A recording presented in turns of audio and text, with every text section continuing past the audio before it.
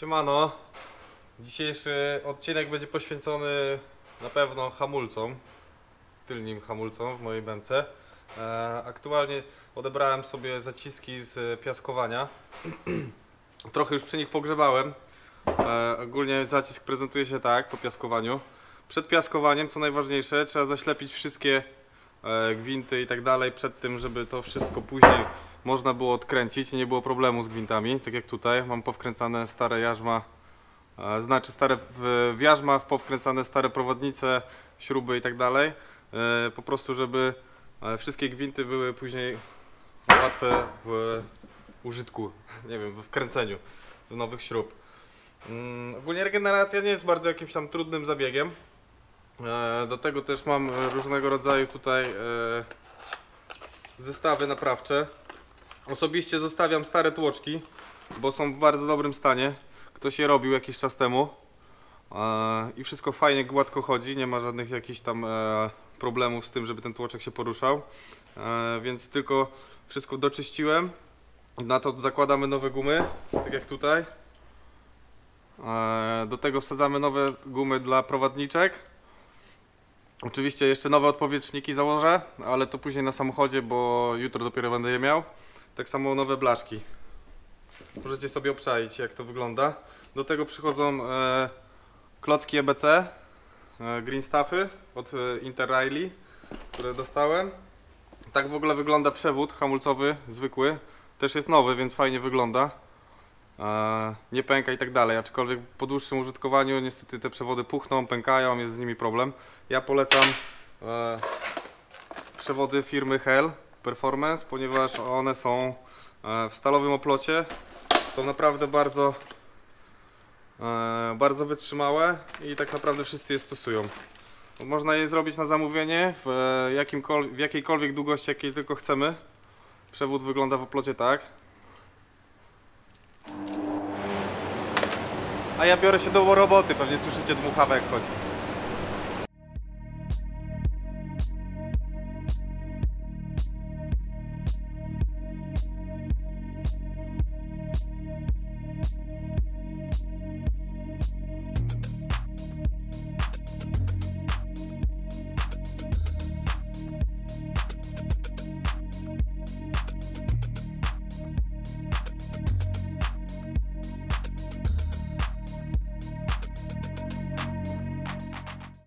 Jarzma mam gotowe, powykręcane wszystkie stare śruby i prowadniczki. Prowadniczki mam nowe, kupione. Tak wygląda stara, ona jest pomalowana. Specjalnie ją wkręciłem, tak jak mówiłem wcześniej, żeby zasłonić gwint, osłonić przed piaskowaniem i malowaniem. Nowa prowadniczka prezentuje się też spoko. Trzeba ją porządnie nasmarować, wkręcić w jarzmo, po czym ona wyląduje w zacisku. W zaciski też mamy takie gumy, w których są też prowadniczki i one się w nich poruszają. Są to słony przeciwpyłowe i tak dalej, żeby tego wszystkiego szlak nie trafił. Tak samo wcześniej, jak widzieliście, zakładałem te gumy, one też są przeciwko pyłowe i tak dalej, żeby żaden syf się nie dostał pod zacisk.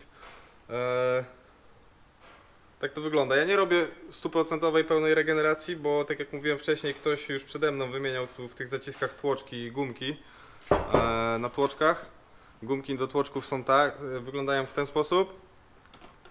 Myślę, że nie muszę tego robić, skoro te zaciski nie stoją dęba, tylko ładnie, pięknie pracują. Ja też wszystkie gwinty teraz sobie popsikam smarem, żeby to lepiej wszystko chodziło, rdzewiaczem, bo widzę, że jest tam troszeczkę starej rdzy w gwintach. Oczywiście proponuję do tego wziąć też szmatę, żeby nie ubrudzić.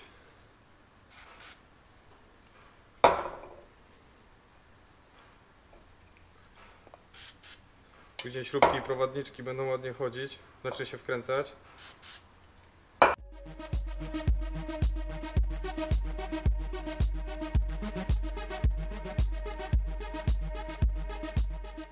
A, przede wszystkim prowadniczki trzeba wcisnąć.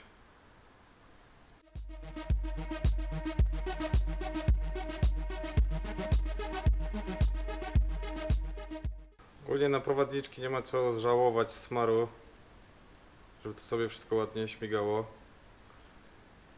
Prowadniczki sobie wkładamy w zacisk.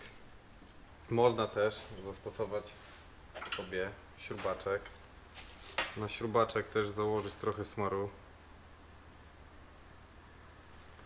i po prostu go tam wcisnąć i wysmarować gumkę. Bo gumki są wysmarowane talkiem czy czymś innym i z początku nie chcę to wszystko ładnie śmigać. A oczywiście zanim wsadzicie w ogóle te gumki, to po piaskowaniu trzeba tą płaszczyznę w środku oczyścić z farby, bo jak to ładnie bywa, jest na przykład aż milimetr farby, po czym może nam na przykład stanąć dęba taka prowadniczka. Wysmarowałem troszeczkę tłoczki, tylko trzeba pamiętać, żeby tego elementu tutaj, do którego jest mocowana guma, żeby jego nie wysmarować, ponieważ w momencie, kiedy będzie tłoczek sobie pracował, wypychał się, to mogłaby nam zeskakiwać guma. Więc tylko ja smaruję zawsze tutaj troszeczkę elementu tego tłoczka w środku, nie zacisku.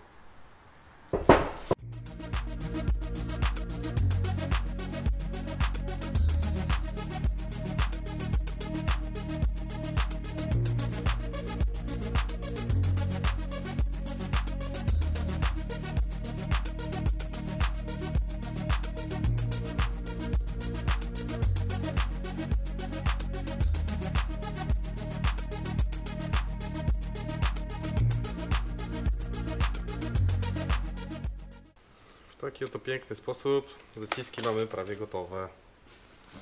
Teraz możemy je przykręcić do auta. Najpierw jarzma, później klocki, zaciski, na koniec blaszki. Też bardzo ważna sprawa, tu jest farba w miejscach, gdzie jakby te powierzchnie stykają się razem z zwrotnicą. Trzeba to wyszlifować, ponieważ tu jest farba, a przez to możemy mieć na przykład źle ustawiony zacisk. To jest milimetr różnicy, a bardzo duży wpływ ma to na pracę zacisku i tłoczek, bo wszystko musi być na klocki, ponieważ to wszystko musi być w idealnej płaszczyźnie ustawione. Przez to na przykład mógłby mi się zaciąć tłoczek albo coś innego, zacisk cały. Więc tą farbę trzeba oszlifować.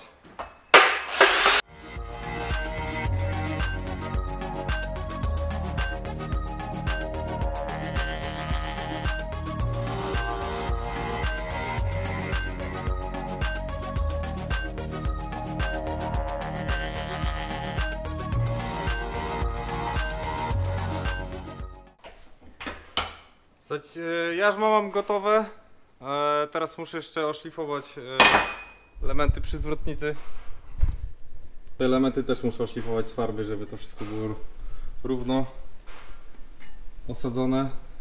Ściągnę tarczę i biorę się za to.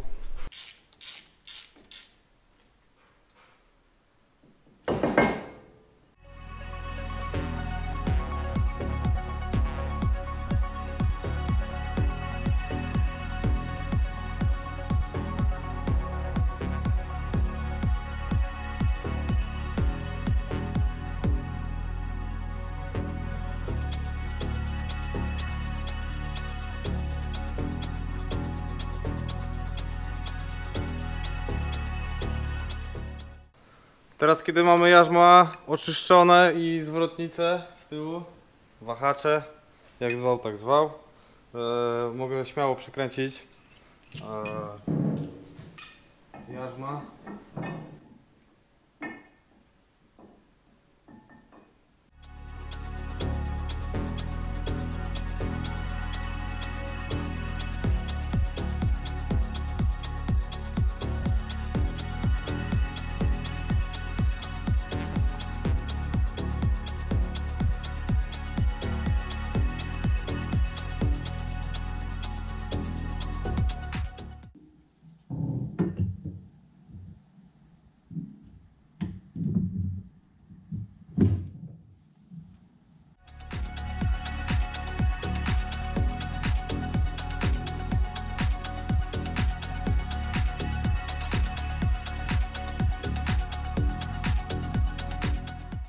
W taki oto sposób mamy jeden zacisk na miejscu. Ogólnie zaciski mam na miejscu już. Pozostało mi założyć nowe odpowietrzniki, nowe blaszki, które trzymają jakby zacisk z jarzmem, ustawiają w odpowiedniej pozycji. No i na koniec przewody hamulcowe. Tak, druga siedzi.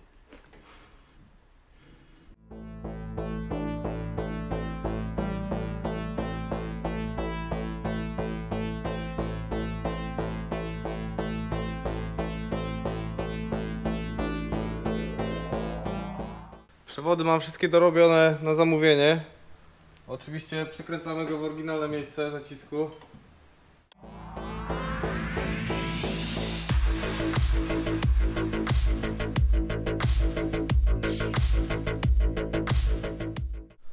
Tu mam cały komplet przewodów na cały samochód już przygotowane przez firmę Hell Performance. Ogólnie mam przewody do wszystkiego, tak? Do przednich hamulców, do ręcznego, do zbiorniczków wyrównawczych, no po prostu całe, do zacisków przednich. Dostałem również wszystkie oczywiście końcówki, piękne rzeczy, do tego instrukcje obsługi, jak zamontować, no i wlepy klasycznie. A przewody są zajebiste. Jakość i wykonanie po prostu robi robotę. Są bardzo wytrzymałe, dlatego też takie przewody montuję. Nie montuję, tak jak wcześniej chyba mówiłem, zwykłych przewodów, bo po prostu to się mija z celem, bo zwykłe przewody puchną, a te mają stalowy oplot, więc są naprawdę super. Ja muszę zamontować jeszcze na tył kolejne przewody, więc biorę je ze sobą. Do tego końcóweczki. Idę się bawić.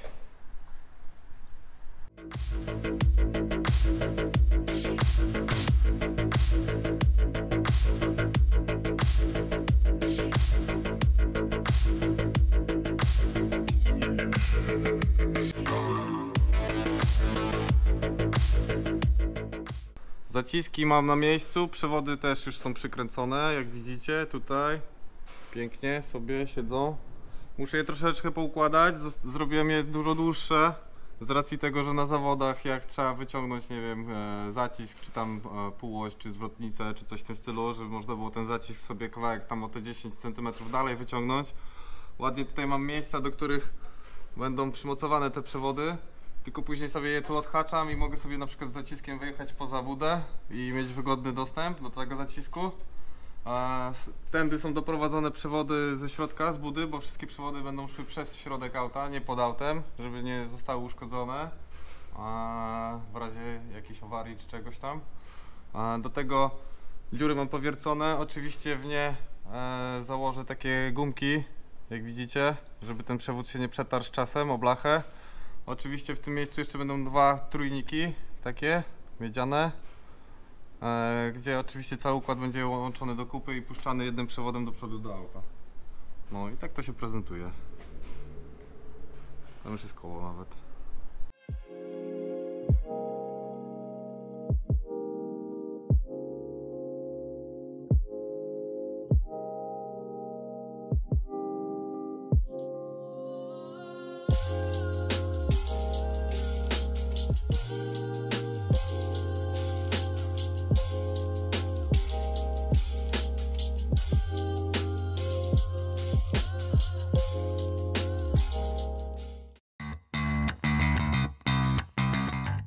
Klasycznie polecimy teraz z komentarzami.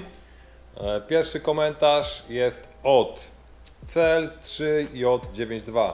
Heja, czy moglibyście zrobić ogólny koszt budowy takiego auta na sam koniec? Pozdro wariaty. Pozdro, pozdro. Pozdro, pozdro. Myślę, że moglibyśmy zrobić takie zestawienie. Aczkolwiek kto budował taki samochód wie, jakie to są koszta i są spore, ale pomyślimy nad tym. Są spore. Ogólnie Kuba wszystko spisuje. Jak będzie chciał, to się podzieli, jak nie, to też nie miejcie mu tego za złe. Myślę, że kolejny komentarz. Teraz ja. To jest ty. Moglibyście kiedyś zrobić jednego długiego live'a i pokazać, jak to wszystko robicie. Ja nie wiem ogólnie, czy świat jest na to gotowy, żeby to zobaczyć. Jednak kwestia montażu dużo robi. Tak. Ogólnie przewija się tu dziennie bardzo dużo ludzi, jest śmiesznie i komicznie. Nie wiem, czy byśmy chcieli, żebyście to wszystko widzieli, co tu się wyprawia, nie? Dokładnie. Ale zastanowimy się nad tym. Może kiedyś pykniemy jakiegoś live'a z warsztatu, zobaczymy jak to wyjdzie. A i to napisał Ciapek Play Games. Okej, kolejny komentarz od Marian. Siema wariaty. Czy bylibyście zainteresowani zbudowaniem auta na sprzedaż, zamówienie? Myślę, że ciekawy komentarz, którego jeszcze nie było. Myślę, że na pewno bylibyśmy zainteresowani, ale wszystko w swoim czasie. Najpierw skończymy moje auto, może coś tam pojeździmy, zobaczymy jak to wszystko działa. Ja pewnie chętnie dla kogoś coś bym zbudował, tylko muszę na to mieć czas. No jest ogólnie plan, żeby jak wszystko będzie szło dobrze, rozbudować warsztat. Rozwijać się. Aczkolwiek, dokładnie, rozwijać się, aczkolwiek no na razie lecimy małymi kroczkami do przodu, jak sami widzicie. Budujemy Kuby auto, głównie w sobie Kuba buduje. I co? No to będzie taki projekcik Kuby, który w sumie będziecie mogli obczaić już niedługo, jak jeździ. No i jakbyście chcieli być na bieżąco, subskrybujcie nasz kanał, zaglądajcie na Facebooka i Instagrama. Mamy też nową dostawę Plus, dużo osób pyta, więc www.driftpatriot.com, wszystko tam znajdziecie. Pozdrawiam.